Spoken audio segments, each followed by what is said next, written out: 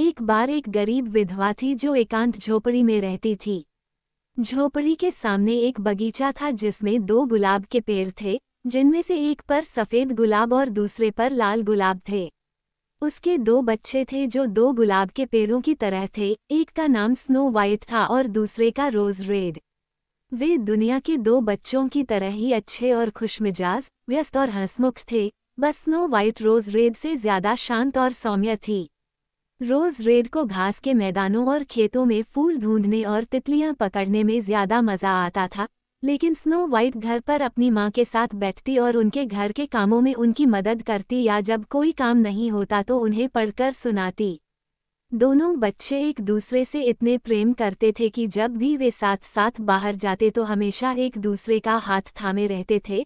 और जब snow white कहती थी, हम एक दूसरे को नहीं छोड़ेंगे, तो रोज रेड उत्तर देती थी, जब तक हम जीवित हैं, कभी नहीं। और उनकी माँ कहती थी, जो एक के पास है उसे दूसरे के साथ साझा करना चाहिए।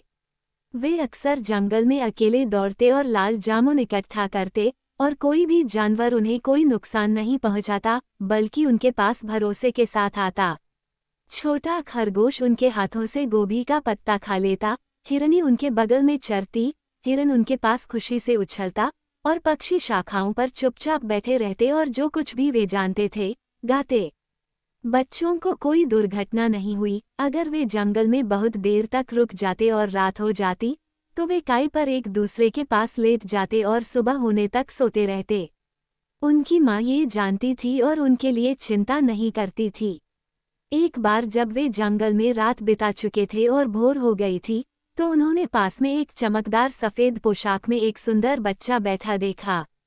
वो उठा और उन पर बहुत दयालुता से देखा, लेकिन कुछ नहीं कहा और जंगल में चला गया।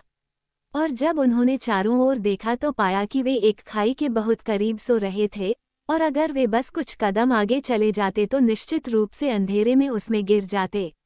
उनकी माँ ने उनसे कहा कि जिस बच्चे को उन्होंने देखा था वह अवश्य ही वो देवदूत होगा जो अच्छे बच्चों की देखभाल करता है।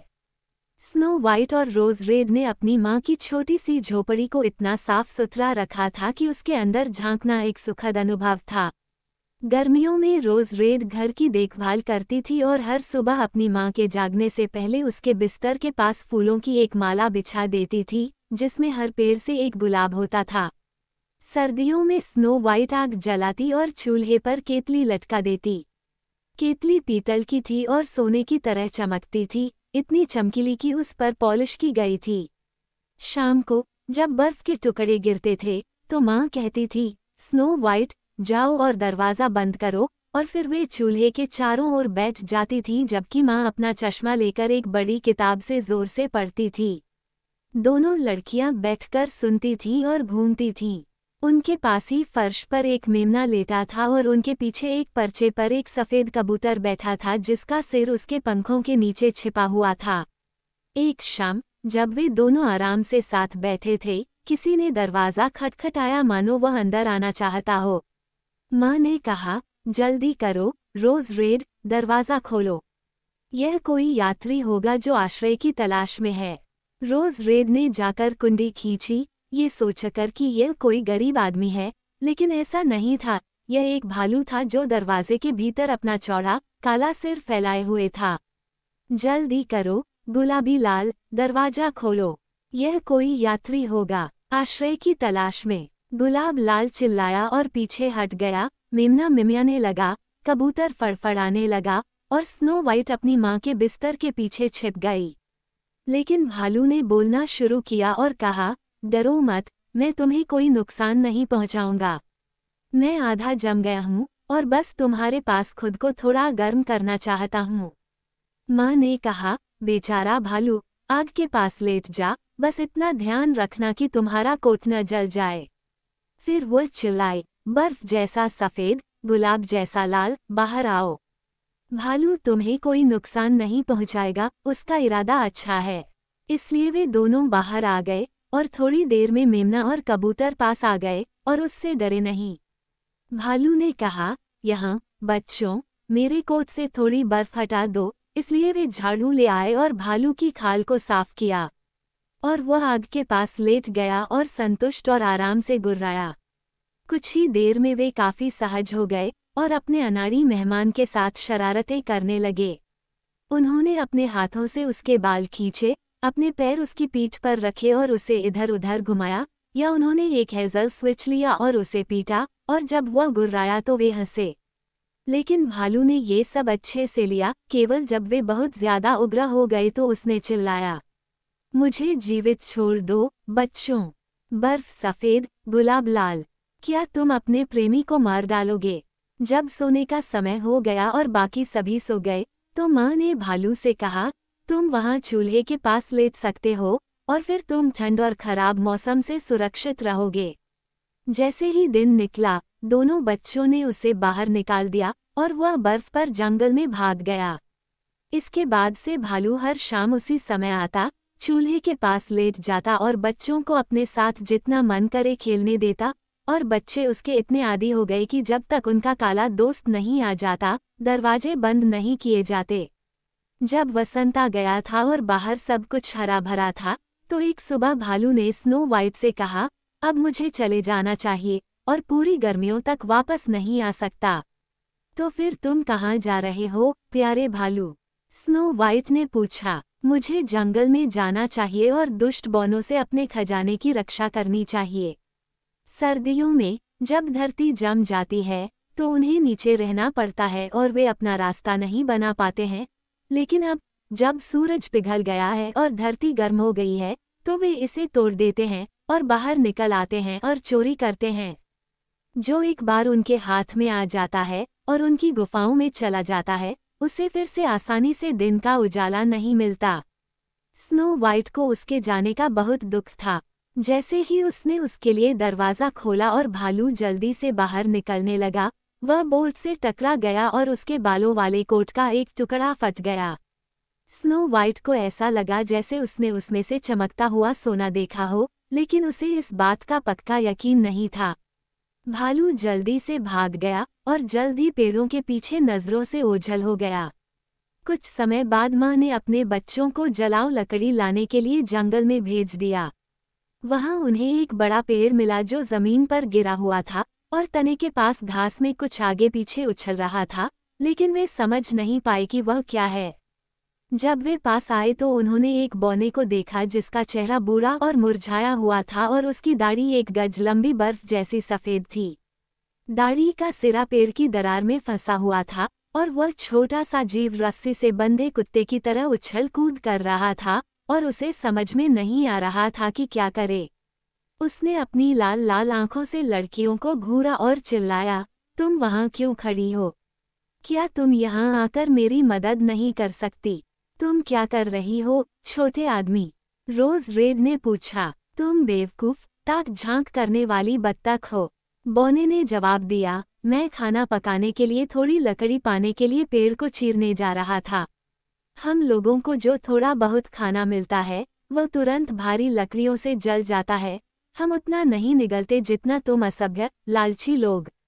मैंने अभी अभी कील ठोकी थी और सब कुछ मेरी इच्छा के अनुसार चल रहा था, लेकिन शापित कील बहुत चिकनी थी और अचानक बाहर निकल आई और पेड़ इतनी तेजी से बंद हो गया कि मैं अपनी सुंदर सफ़ेद दाढ़ी नहीं खींच सका। अब ये तंग है और मैं भाग नहीं सकता, और मूर्ख, चिकने, दूधिया चेहरे वाली चीजें हंसती हैं। उफ, तुम कितने घिनौने हो। बच्चों ने बहुत कोशिश की, लेकिन वे दाढ़ी नहीं खींच पाए, ये बहुत तेजी से फंस गई थी।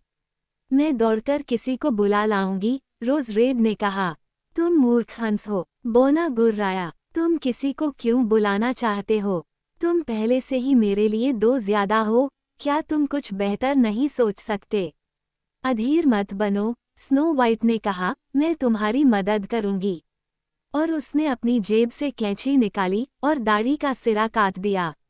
जैसे ही बौने ने खुद को आज़ाद महसूस किया, उसने पेड़ की जड़ों के बीच पड़े एक थैले को पकड़ लिया जो सोने से भरा था और उसे उठाते हुए खुद से बड़बड़ाया, बेवकूफ़ लोगों, मेरी बढ़िया दाढ़ी का एक टुकड़ा काटने के लिए तुम्हारा दुर्भाग्य। और उसने थैले को अपनी पीठ पर लटकाया और बच्चों की ओर एक बार भी देखे बिना चला गया। कुछ समय बाद स्नो वाइट और रोज रेड मछली पकड़ने के लिए गए। जब वे नाले के पास पहुंचे तो उन्होंने देखा कि एक बड़ा टिड्डा पानी की ओर कूद रहा है, मानो वह पानी में छलांग लगाने वाला हो।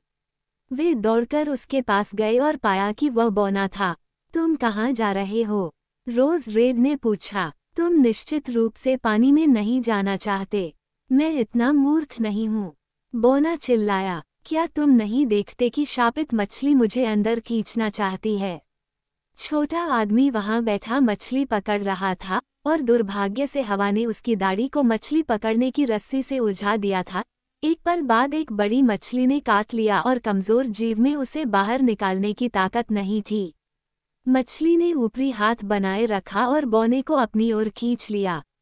उसने सभी नरकेटों और सरकंडों को पकड़ लिया, लेकिन इससे कोई फायदा नहीं हुआ, क्योंकि उसे मछली की हरकतों का अनुसरण करने के लिए मजबूर होना पड़ा और उसे पानी में खींचे जाने का तत्काल खतरा था। लड़कियां ठीक समय पर आ गईं। उन्होंने उसे पकड़ लिया और उसकी दाढ़ी को रस्सी से छुड़ाने की कोशिश की, लेकिन सब बेकार रहा। दाढ़ी और रस्सी आपस में उलझी हुई थीं। कैंची निकालने और दाढ़ी को काटने के अलावा कोई उपाय नहीं था, जिससे दाढ़ी का एक छोटा हिस्सा कट गया। जब बौने ने देखा तो वह चिल्लाया, क्या ये सभ्य है? तुम टोडस्टूल, एक आदमी के चेहरे को बिगाड़ना। क्या मेरी दाढ़ी का सिरा काटना ही काफी नहीं था? अब तुमने इसका सबसे अच्छा हिस्सा काट दिया है। मैं अपने लोगों को खुद को नहीं दिखाने दे सकता।